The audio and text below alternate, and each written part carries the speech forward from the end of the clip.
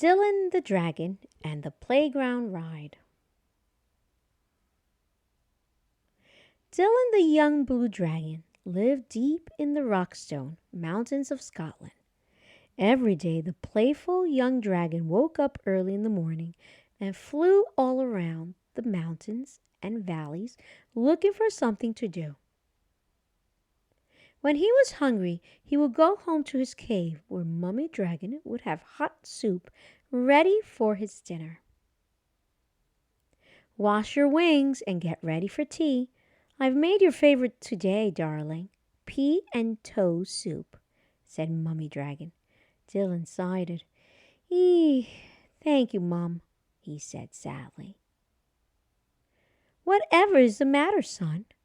Every day you came back home happily for your tea, but today you look so sad, inquired Mummy Dragon.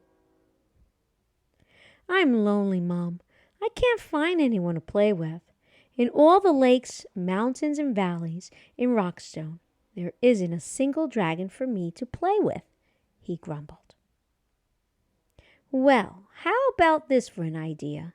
Why don't you fly down to the village playground and see if the children there want to play with you? Dylan woke up bright and early the next day. He was very excited that he would soon have friends to play with every day.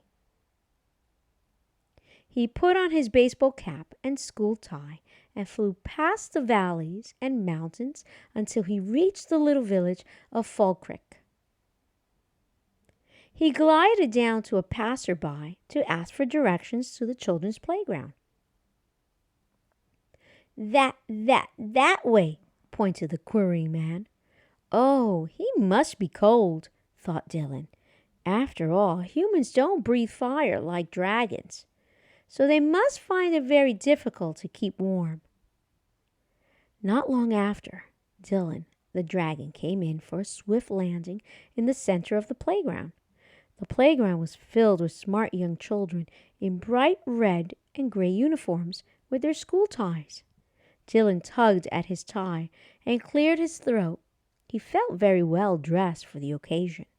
He was about to open his mouth to introduce himself when he suddenly heard, "Ah! Run! It's a dragon! He's going to burn us alive!" yelled one of the young boys. All the children ran frantically towards the exits and disappeared in no time. Dylan sighed sadly.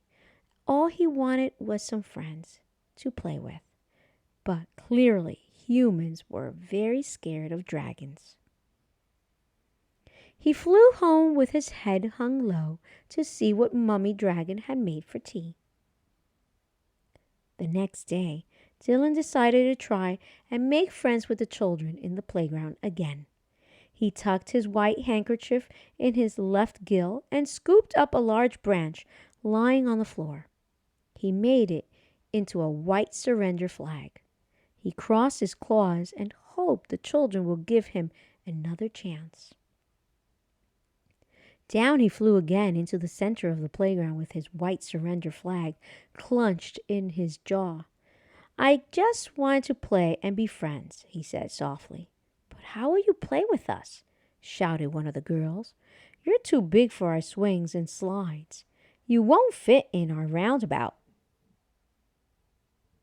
"Well, why don't I take you all for a ride in the valleys and the mountains of Rockstone?" "Yay!" squealed all the children at once.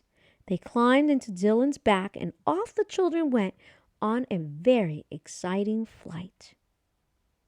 From that day, Dylan and the playground children were friends, and every day Dylan, the dragon, would take the children on the best playground ride ever.